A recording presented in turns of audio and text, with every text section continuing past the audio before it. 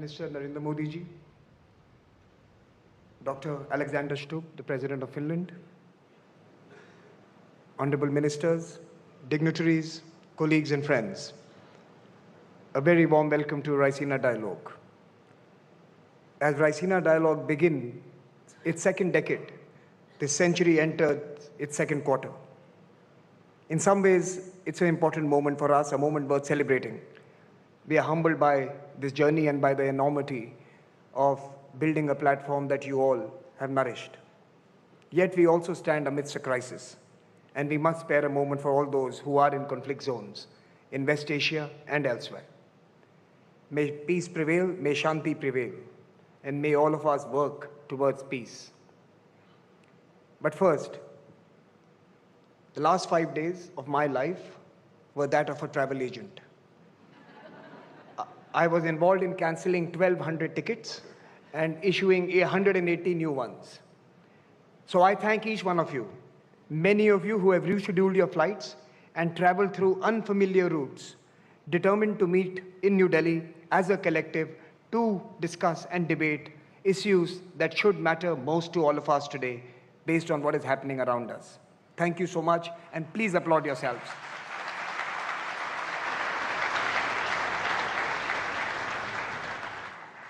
Every year that we have met, the debates that confront us have expanded and taken new forms. But throughout, the Raisina Dialogue has remained steadfast in being the proverbial banyan tree, planted firmly in the ground, watching, gently nudging, and persuasively shaping our lives and those around us. The Raisina Dialogue has kept faith in its aim of unpacking the present to help shape our future. And with the task comes a commitment to agility and to deepening our engagement with the world in flux. Alongside this flagship annual dialogue in New Delhi, we have Raisina satellite convenings in Australia, Japan, the UAE, and the Mediterranean in Marseille, France. This year, we will also launch Raisina Americas in Canada. Today, we are also proud to launch the Science and Diplomacy Initiative in collaboration with the Office of the Principal Scientific Advisor. 75 top-notch international scientists met this morning, and we have decided to continue to meet and help science shape our futures. Access, diffusion, and knowledge will enlighten our past and our future. To thank the Principal Scientific Advisor for his leadership, I also have to thank the Geneva Science and Diplomacy Anticipator, the Kaitu Center in New Zealand, and many others who are determined to make India once again the hub of knowledge, science, and innovation as 1.5 billion people reach for the stars and the moon. Our long-standing Raisina Young Fellows program has also produced hundreds of global leaders in the past decade. 4 years ago, on the advice of the Prime Minister, we also launched the Raisina Forum for the Future of Diplomacy for early career diplomats. Both these programs have made a seminal contribution to the nurturing of excellence in world affairs and diplomacy. Today, over 2,500 leaders from more than 130 countries have become part of this Raisina Leaders family. And in these difficult times, nearly 200 of them are in this room with us, showing their commitment to the family they have entered into. Indeed, discovering and investing in tomorrow's leaders is central to our work. This year, 250 students from 60 countries are taking part in the dialogue under different programs. In a moment unlike any before, we recall the words of Prime Minister Modi. Strength in a nation does not suddenly emerge. It is built over generation. It is refined through knowledge, tradition, hard work, and experience. Indeed, Prime Minister, we have to invest in generations. Today, nations are manifesting strength in different ways, some through demography, some through geography. We see boldness of intent in some areas. We also see contests for land and leverage around us. We see mutual respect and efforts to be inclusive, and we see the desire for growth and progress.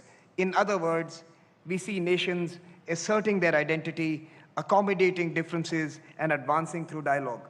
Sanskara, the theme of Raisina 2026, captures this perfectly. At this dialogue, we prize honesty. We prize who we are.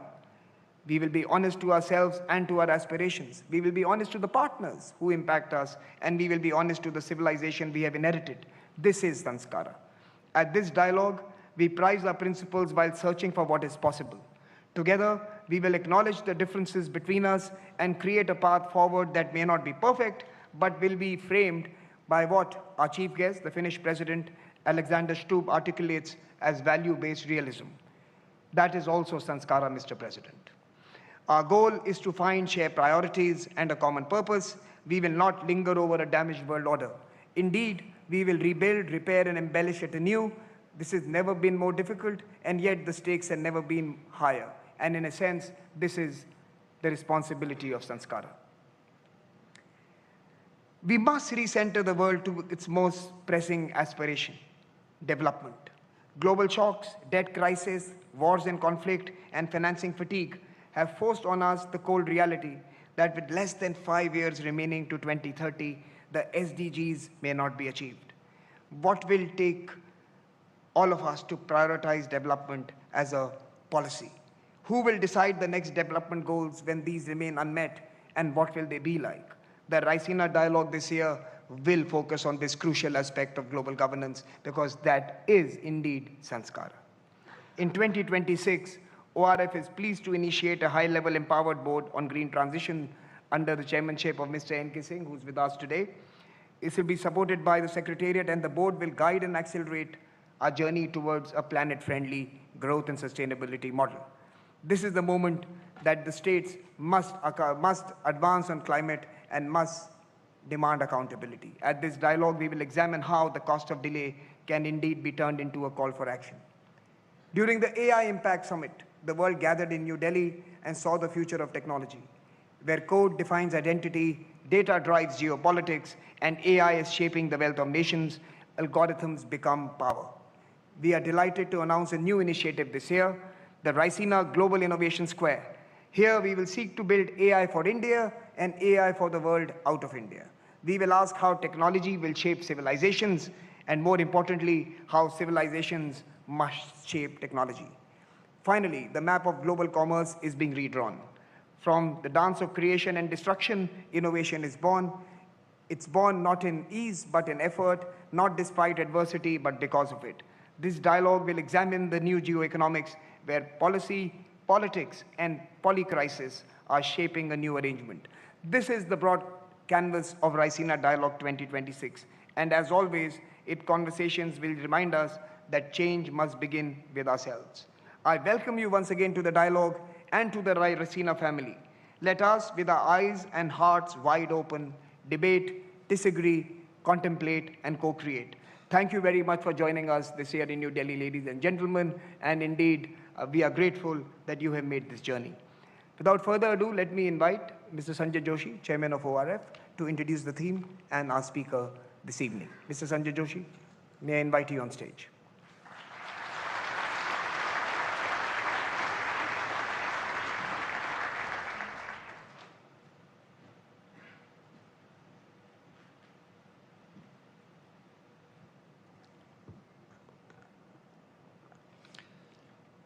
Our guest of honor, Excellency Alexander Stubb, President of Finland, Honorable Prime Minister of India, Shri Narendra Modi ji, Honorable External Affairs Minister, Shri Jaishankar, distinguished Excellencies, friends, ladies and gentlemen. We gather Raisina 2026 in an age of assertion. A hyper-informed world, trapped in a flurry of disintegration, finds itself strategically fractured. Coalitions that seemed foundational a short while ago strain under pressures they were never designed to withstand. An era of pure assertion where an intelligent species, driven, it seems, not by vision, not by strategy, seems goaded by primitive stimulus response mechanisms, action and reaction, erupting from a collective unconscious, deeply mired in grievances inherited from the past. Last Raisina, if you remember, 2025, we had assembled to discuss Kal Chakra, the cycle of time, reminding ourselves that transitions in the world order are never straightforward, never linear, but must be negotiated through contests, through differences between opposites. Each condition, every reality is conditioned by its opposite.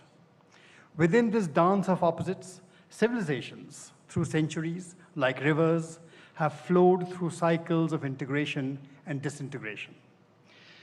Today, as we open the 11th edition of the Raisina Dialogue, we find ourselves in a moment of disintegration.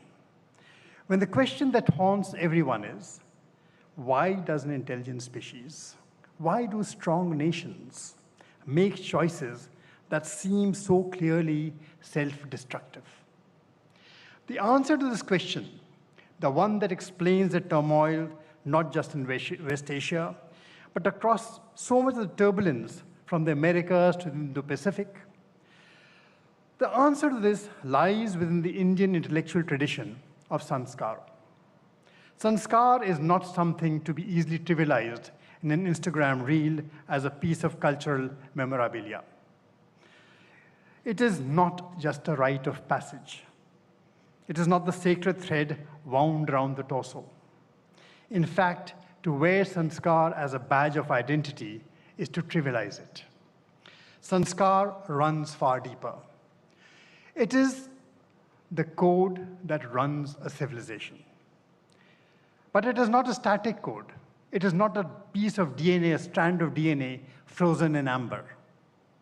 The purpose of sanskar is never to make us prisoners of the groove, endlessly repeating the same rutted patterns of behavior. The purpose is to let the groove guide the water to the field, to irrigate it, to enliven it. That is sanskar. For a groove that traps water turns any field into a swamp in no short time. A groove that irrigates creates life. A nation primed for assertion becomes a prisoner of the groove. It operates out of a wounded sense of self-worth with the force of historical memory. It escalates because its historical scars compel it to escalate. And it withdraws only when fresh wounds force it to withdraw. Caught in a web of imagined power, addicted to its own narrative, it's a prisoner of primitive stimulus response dressed up in the language of tactics. The true etymological power of sanskar actually lies in samatva, balance. Balance is about the middle path, about equanimity. It encourages not assertion, but the second part of sanskar, which is accommodation. The need to see that in a world where every reality is defined and limited by its opposite, the opposite, is not a target, but a mirror. Advancement actually lies in the sanskar of accommodation. So sanskar teaches us what it is to be human. An intelligent species cannot be the product of past residues. It is not a helpless inheritor of grievances passed down like family heirlooms. It is willing to ask difficult questions in order to reap the fruits of refinement. Today, from research in tariffs to research in geopolitics, in a world of data centers, automation, and digitally enabled warfare, we are not advancing, but rather confronting a complex overlay of the old and the new. The conflicts we witness are new only in their technological prowess. The impulses that rise from are inherently old. The solutions to them will not be found in silos, and least of all, by those who mistake narrative for reality, make it the substance of power. The solutions demand sustained interrogation, intellectual engagement, ideological candor, and the willingness to engage across profound differences. It is therefore timely and deeply significant that we have today with us His Excellency Mr. Alexander Stubb, President of Finland, as a chief guest in this edition of the Raisina Dialogue. European civilization, too, finds itself at a consequential juncture. Finland has served as a pillar of the Western order for generations. as it now also introspects about the contours of the future. Finland's journey, shaped by geography, by resilience, by strategic clarity, in the most difficult of circumstances, offers a particularly relevant lens for examining questions of sovereignty, security, and cooperative multilateralism. Finland understands that nations, small and large, must navigate not through assertion alone, but through the conscious refinement of national interests. We no longer actually operate in the simple world of states talking to states. So that is why we have Raisina. We live in a multi-nodal reality, where knowledge and power flow through networks encompassing far more than just governments. And at the Raisina dialogue, our attempt is to gather all such nodes together for 3 days, to create a space where policymakers, practitioners, scholars, and innovators deliberate without artifice. In an age defined by fragmentation, we present a platform to test ideas, to listen as much as to speak, to realize that tomorrow need not be shaped by the anxieties of today. The task before us is not merely to interpret change, but to shape it collectively so that our shared civilizational confidence can come together to do better than simply react. So I invite all of you over the next 3 days to engage not as prisoners of the groove, but as irrigators of new possibilities. With that, I present His Excellency Dr. Alexander Stubb, the President of Finland, to give us the benefit of his thoughts. Dr. Stubb, the floor is yours.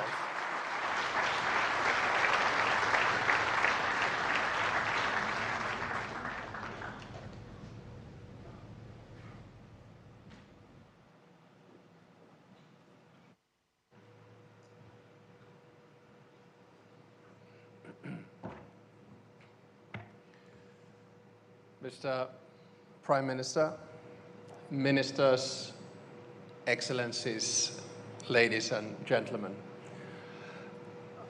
It's a great honor to be here today inaugurating the Raisina dialogue. It's also a great honor for me as the President of Finland to have spent the better part of 3 hours in the presence of the Prime Minister of India, Narendra Modi, today. We got to be such good friends that I feel I can say this. For me, it was an empowering moment because today we stood there together representing almost 1.5 billion people.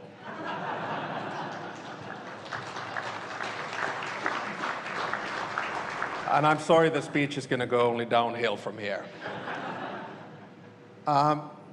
During the past decade, it's been remarkable to see how Raisina has developed into one of the foremost platforms for strategic thinking and global engagement. And I think for that, we should all be thankful to both Minister Jaishankar and Samir Saran. The fact that you've been able to do this in 11 years and gather such a distinguished group with some flight problems getting here, I think is remarkable. So congratulations for that. Let me take some 20 minutes of your time and begin by the following. I think we human beings make 3 mistakes. The first mistake is that we over-rationalize the past. We think that the world worked in a certain way and juxtapose examples thereof. The second mistake we make is that we over-dramatize the present. And when we do these 2 mistakes, the problem is that we end up underestimating the future. And I'll try to avoid that today. But the problem is that us nerds of international relations, we quite often draw parallels between the past and the present, sometimes to make convincing sounding predictions, and sometimes just to make the case that the world was more orderly and much better in the good old days. At the same time, we get quite het up about things that we see around us, as if the world has never experienced crisis of the scale that we are presently facing. I was reminded of this lately when, over the holidays, I read the biography of U Thant, former Secretary General of the UN, first Asian one. The book was called The Peacemaker. And I just drew the conclusion that, at least having read that, the number of global crises is actually fairly constant. Now, by this, I do not in any which way want to diminish the significance of the increase of the number of local and regional conflicts that we are now witnessing around the world. I'm deeply concerned what we see today in the Middle East, in Sudan, and in Ukraine, just to name a few. My worry, though, is that these conflicts are incrementally becoming global. And my aim today is to try to find a pathway back to an international order in which institutions, norms, and rules are respected. Without a functioning world order, power vacuums will be filled by raw power, rogue behavior, and predatory hegemons. So today we hear assessments that the rules-based world order is dead, that a wrecking ball is destroying all of the international institutions and rules that have been built since World War II, and that the rupture of the old system is inevitable. Sure, we're living through a major challenge in world politics. Sure, the old order is being challenged, questioned, and attacked. But I would argue against a binary, everything is lost kind of a view. I think the reality is actually much more complex. I really liked Mark Carney's speech in Davos, and Mark was here on a visit as well a few weeks back. And I sort of want to build on his speech here today. But instead of only describing what is presently wrong of the global order, or disorder as the case might be, or longing back to the good old days, I think we should set our sights on the future. We should strive to provide concrete normative proposals on how to fix the global order and make it work better for all. That is not idealism, but it is motivated by interests and realism. Now, you'll know that we Finns are often described as being cool, calm, and collected. And I see at least 2 former Swedish prime ministers and a former Danish prime minister in the audience, and you can ask them, I'm sure they will agree. Now, when the going gets tough, a Finn goes in the sauna and takes an ice bath. We consider it a good way to clear the mind, take a breather, and try to understand what is going on in the world. And that's what I'll try to do today. Not in the sauna or the ice bath, but here from the podium. I think this goes quite well with the theme of this year's Raisina dialogue, Sanskara, assertion, accommodation, and advancement, just like the chairman just noted. I think we have to sit down during these 3 days, take the world as it is, and make the best out of it in a dignified manner. So today I will kick off the Raisina dialogue by focusing on 2 things. First, I will attempt to identify the problem. So what's wrong with the world order today? And second, I will try to outline a number of possible concrete solutions for the future, which you can then tear apart in your dialogue. In both of these parts, I will reflect on India and what India teaches the world. It's an attempt by someone who's been born and bred into the Western dominated liberal world order to understand how the world is really changing and be open about it. My thesis is very simple.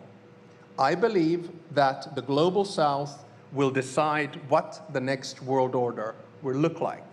And India, as a major power, will be a major, or if not the force in deciding whether the world will tilt towards conflictual multipolarity characterized by deals, transactions, and spheres of interest, or whether the world will tilt towards a new cooperative, fair, and representative multilateral world order based on international institutions, rules, and norms.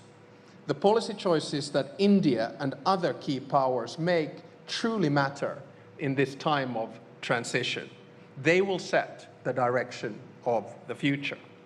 Let me begin by stating the obvious. The world is changing, much like it did after World War I, World War II, and the Cold War. It'll take a few days to settle, but only two things are sure. One, there are more players who have agency than they were after World War I or World War II, or indeed the Cold War. And number two, the starting point for a new settlement is different from 1918, 1945, and 1989. The global power balance has shifted. The global south has both demography and economy on its side. I mean, here we are in a country which is portraying growth rates of 7%, probably projecting all the way to 2047. And at the same time, it's the biggest democracy in the world. But my argument is that the era of a Western-dominated world is over. That's the disruption. This is obvious, but it will take some time to sink in across the West. Nostalgia can give us lessons, but it rarely provides us with solutions. So I think that a good starting point to any analysis is to deal with the world as it is, not with a world that we would wish it to be. So we live in a time of power politics, a time where might seems to make right. Violence has once again become a go-to foreign policy tool used around the world with very little restraint. In Ukraine, Russia is trying to subjugate a sovereign country through a war that is a blatant violation of international law. The way this war will end will have major consequences, not only in Europe, but globally. It is in all of our interests that the outcome does not reward the aggressor. In the Middle East, the events have taken rapid turns.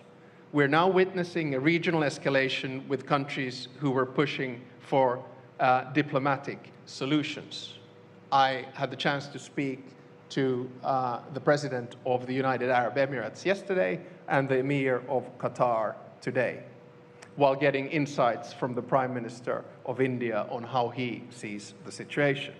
In Sudan, the vicious circle of domestic power battles and regional rivalry have led to one of the deadliest conflicts of our time, forcing millions of people to leave their home. Gone are the days when international politics were predictable, even to some degree. Now each new day may bring new surprises and challenges to tackle. This is, of course, interesting for us who deal with international relations, but in terms of global stability, it is an ongoing challenge. One of my favorite foreign ministers, Dr. Jaishankar, has remarked, and let me quote once again, "Europe has to grow out of the mindset that Europe's problems are the world's problems, but the world's problems are not Europe's problems." End of quote. See, this is what you get. You give speeches and you quote someone else and immediately everyone applauds. I wholeheartedly agree with you, Dr. Jaishankar. What we need to recognize is that all the three examples that I mentioned, Ukraine, Middle East, and Sudan, and many other wars and conflicts, are all of our problems. We need to work together to solve them.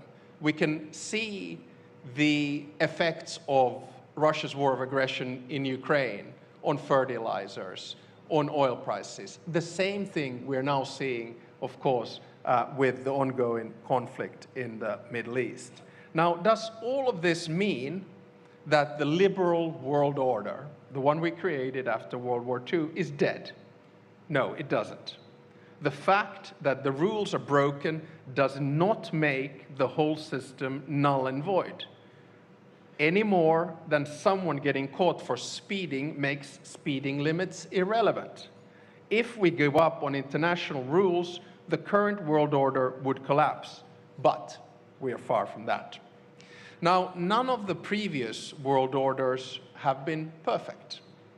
We should drop the illusion of a utopian order in which all 200 nation states of this world live in harmony, peace, and eternal love. Instead, we should try to figure out how best to contain power in an imperfect world. When I say we should drop the illusion of a perfect order, I should probably specify. I mean we in the West. To us, the change we're living through has come as somewhat of a shock. History didn't end as many expected in 1989. For decades, we got to enjoy relative peace and stability, functional global supply chains, and stable alliances. At times, we offered advice and criticism from our ivory towers to those faced with a different reality. Now our holiday from history is over. Instead of preaching and teaching, it's time for us to learn from others, and India would be a good starting point. India has been under no illusions. For your entire independence, you have based your foreign policy on a pragmatic and realistic worldview. You've showed the rest of the world what strategic caution and safeguarding autonomy means, all the while championing multilateralism and global cooperation. It is time that we all became a little bit more Indian. Whether you call it non-alignment or multi-alignment, you've been careful not to rely solely on the goodwill of one partner or bloc. You have invested in your own security and actively developed partnerships in many directions. Your approach makes sense. You represent 1/5 of the global population, together with Finland. And you cannot be a mere follower.